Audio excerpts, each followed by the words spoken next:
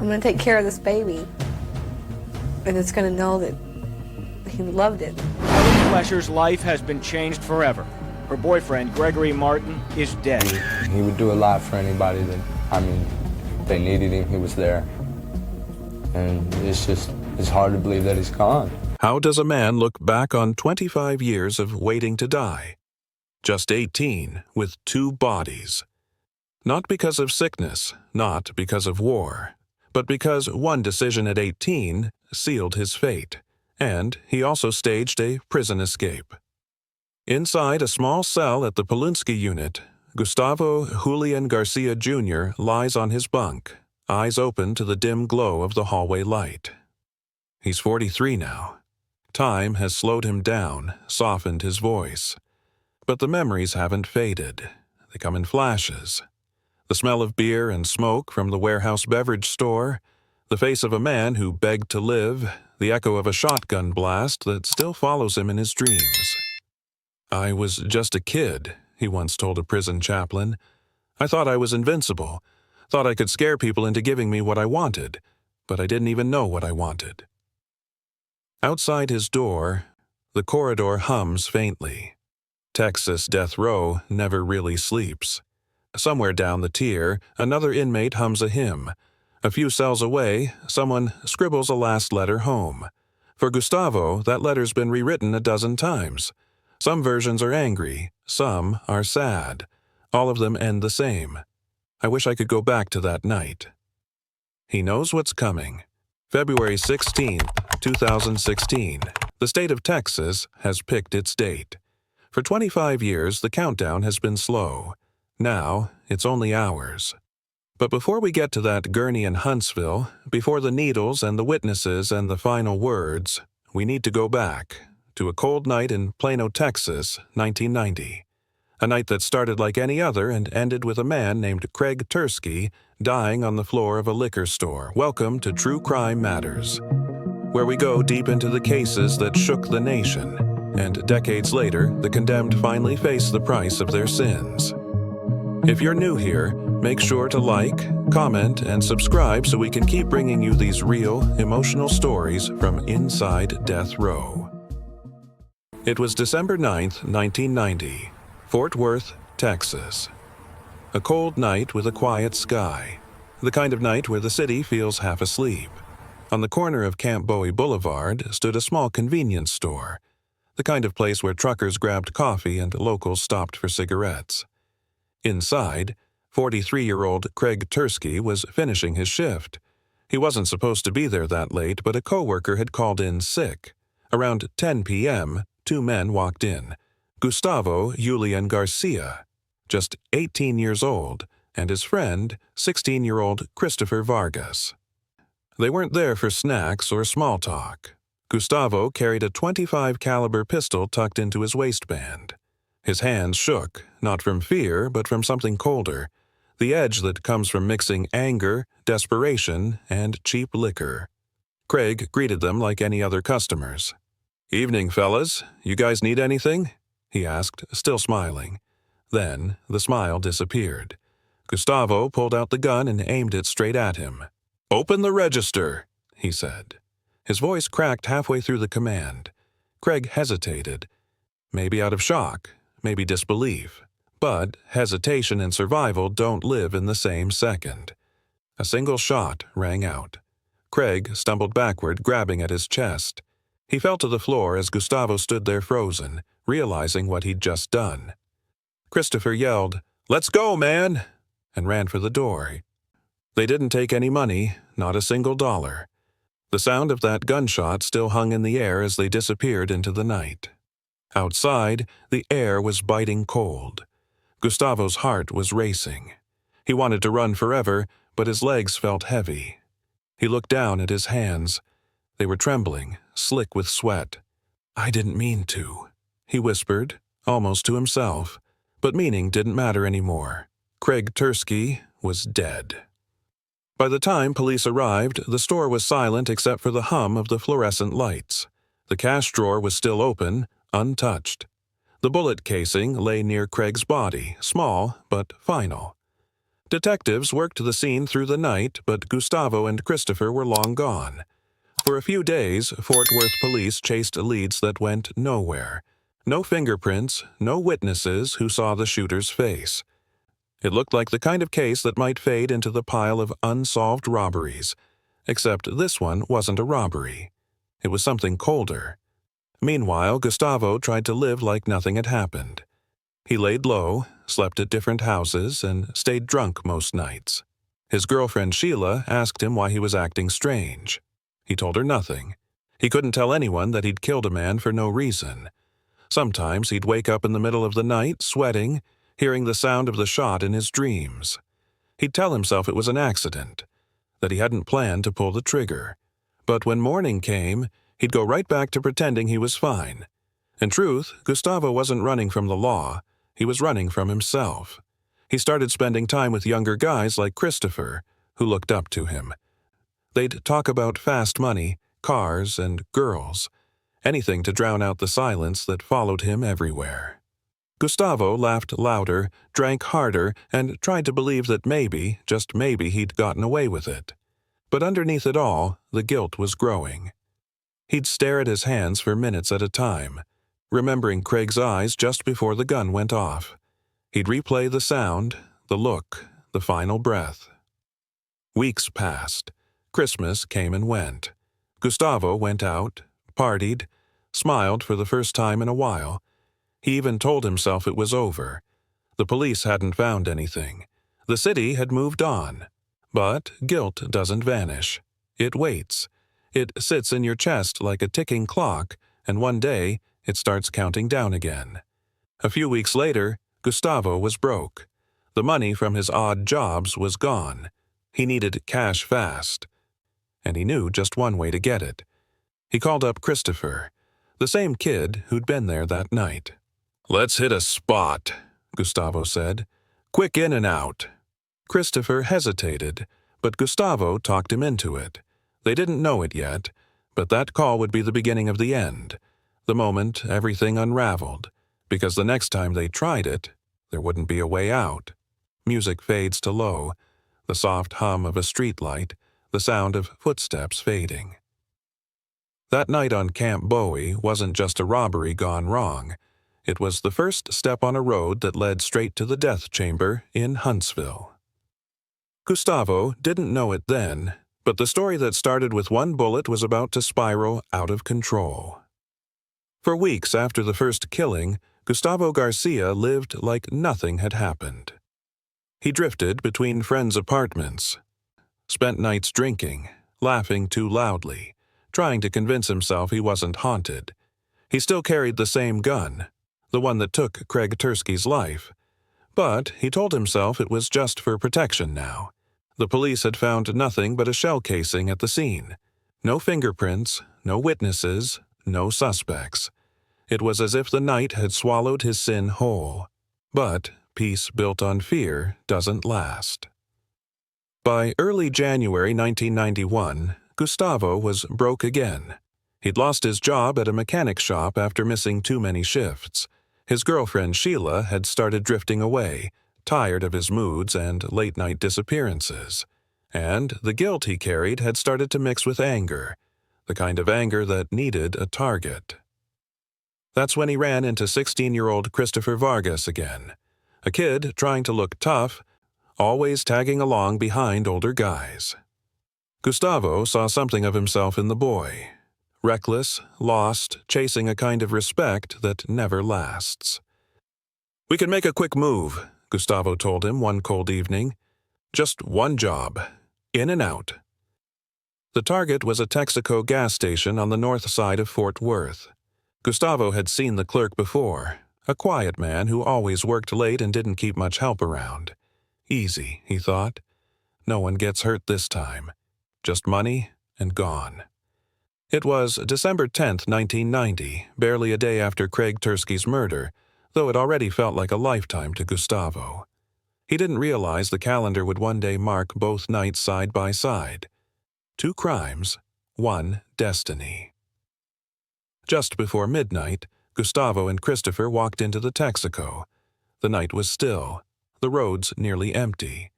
Inside, 18-year-old clerk Clifton Carter stood behind the counter counting the cash drawer. He looked up and nodded at them, just another customer run before closing. Gustavo's hand was already on the gun. "Empty the register," he said. Clifton froze. The boy's eyes widened, not out of defiance, just fear. "Come on, man, don't make this hard," Gustavo snapped. His nerves were shot. His hands shook. The same movie was playing again, frame for frame. Clifton opened the drawer, pushed the bills forward. But then, in a moment Gustavo would never forget, the clerk reached for something under the counter. Maybe a phone, maybe a hidden weapon. Gustavo didn't wait to see.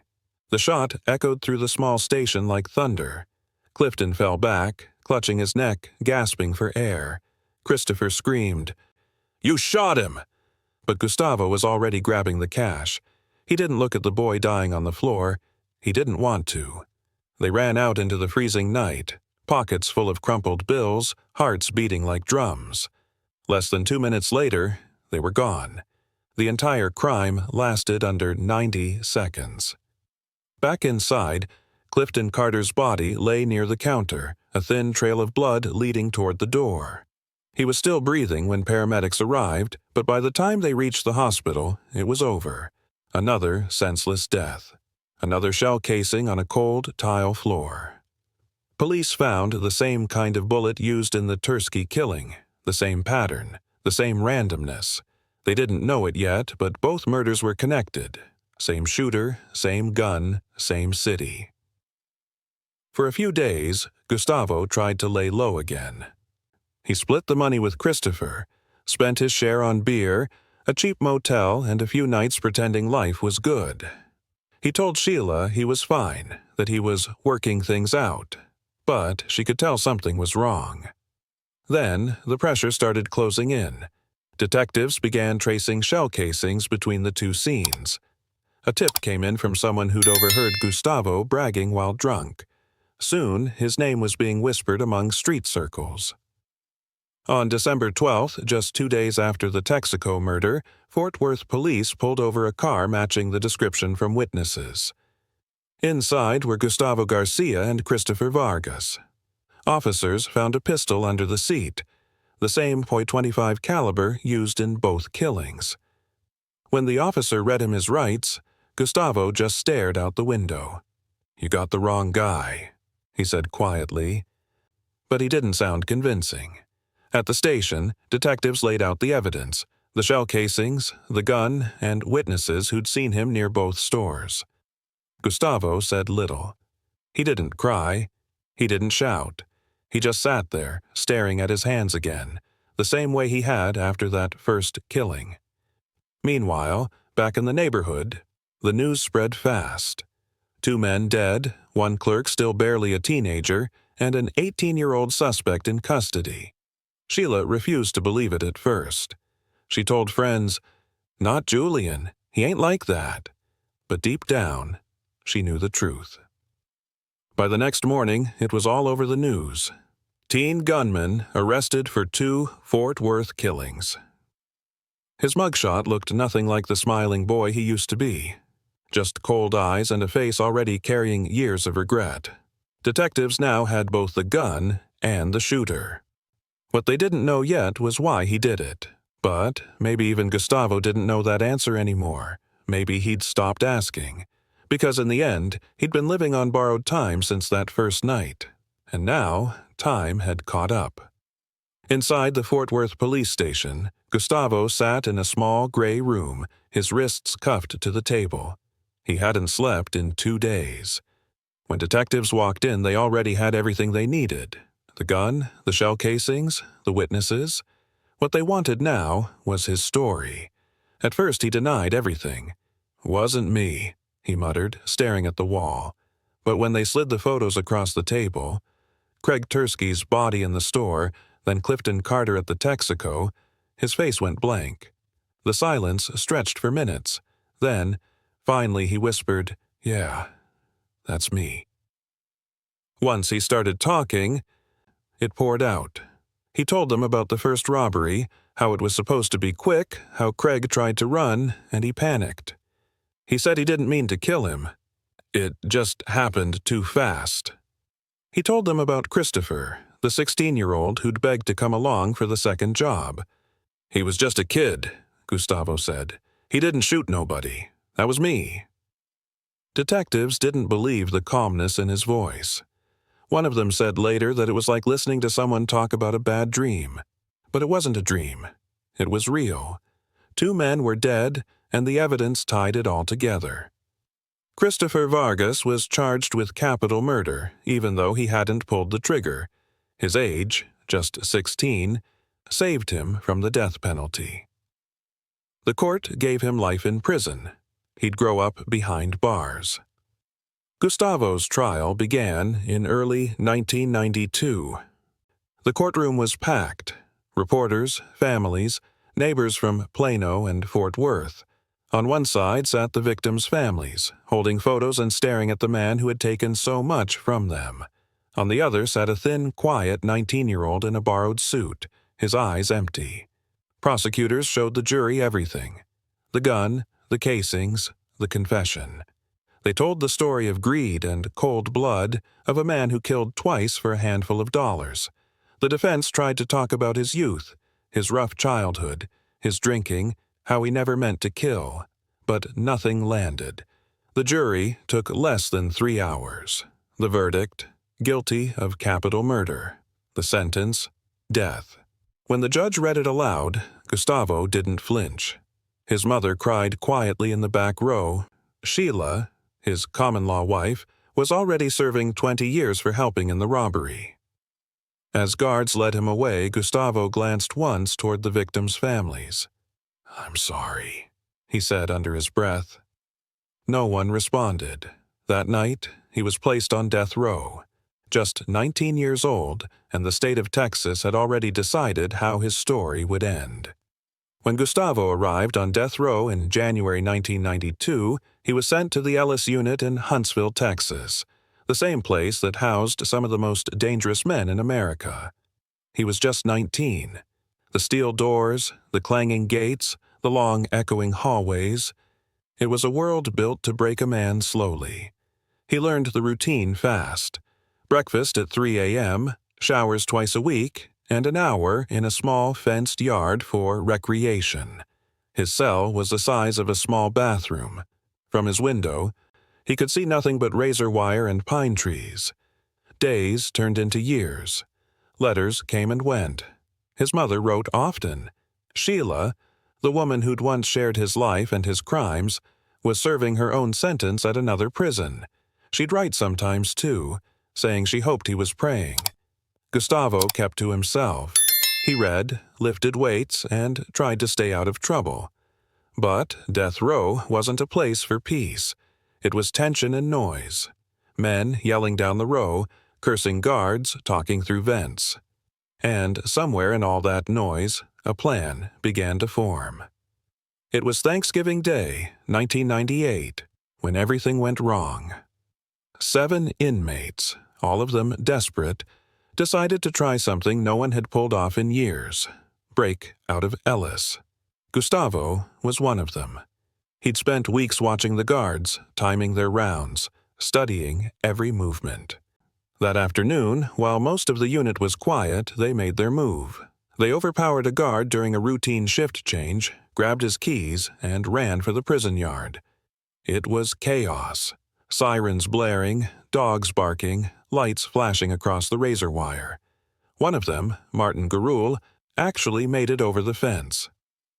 Guards opened fire as he ran toward the woods. Bullets tore through the night. Gurule disappeared into the darkness, and for a brief moment, the others thought he had made it. Gustavo and the rest didn't. Surrounded by armed officers, they dropped to the ground and surrendered. For the next 3 days, Texas searched every inch of land around Huntsville.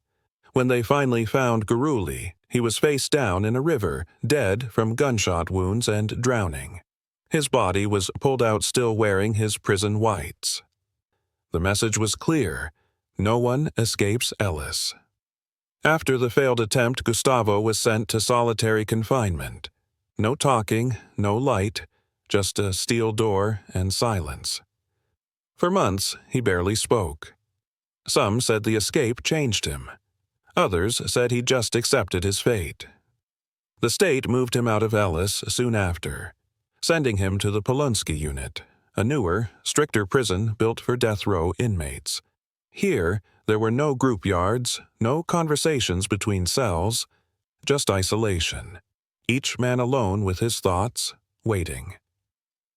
It was in Polunsky that Gustavo started to talk again, quietly, often about faith, sometimes about regret.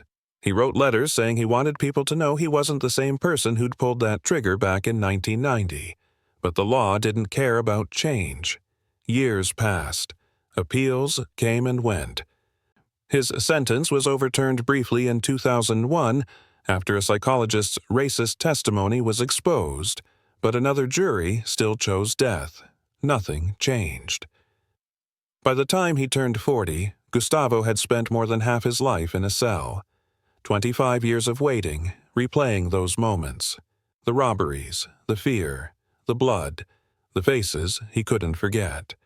When reporters later asked him about the escape, he just smiled slightly and said, "For a second, I thought we were free." That second cost him everything. By early 2016, Gustavo Julian Garcia had spent more than 25 years behind bars. The restless 19-year-old who once thought he could outrun the law was now 43, his hair graying at the edges. The state of Texas had set his execution date, February 16, 2016. In the weeks leading up to that day, Gustavo's cell in the Polunsky unit was quieter than ever. He spent hours writing, letters to his family, to his lawyers, even to the victims' families. "I can't change what I did," he wrote in one of them, "but I hope someday you find peace. I've carried this for a long time." He didn't ask for pity. He didn't claim innocence. But he did talk about fear, not of dying, but of what he called the last moment, that short walk every death row inmate knows is coming. On February 15th, the day before his execution, he was moved from Polunsky to the Walls unit in Huntsville, the same place where hundreds before him had met their end. Reporters waited outside as officers let him in. He didn't say much. A small crowd gathered across the street, some holding candles, others holding signs that read, "Justice for Craig." That night, Gustavo was offered his last meal. He refused anything special, asking only for the standard prison tray. He spent his final hours talking quietly with a chaplain and his attorney. When asked if he wanted to call anyone, he just shook his head. Shortly before 6 p.m. the next evening, the door opened. Guards escorted him to the death chamber. He walked calmly, hands cuffed, eyes fixed straight ahead. The air inside the chamber was still, cold, and heavy with the weight of what was about to happen. He was strapped to the gurney, the IV lines taped to his arms. Behind the glass, witnesses gathered. Reporters, prison officials, and members of both families. A quiet sob came from the back of the room. When the warden asked if he had any final words, Gustavo spoke softly. "I'm sorry. I really am. To the families, to my own family, I hope you can forgive me. I was young, angry, and lost. I take full responsibility for what I did. I'm ready now." As the first dose flowed through his veins, he looked up at the ceiling.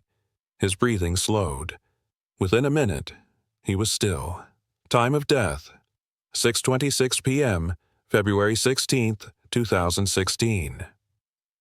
Outside, the evening sky turned gold over Huntsville. Reporters rushed to send out the news. Texas executes Gustavo Julian Garcia Jr. for the 1990 murder of Craig Tursky. For most people, it was just another line in another story, but for the families, both his and the victims, it was the end of a chapter that had lasted a quarter of a century. Inside the prison cemetery, under a small white cross marked only with his number, Gustavo was laid to rest. No cameras, no crowd, no headlines, just silence. In the end, the boy who once thought he could beat fate had run out of places to hide.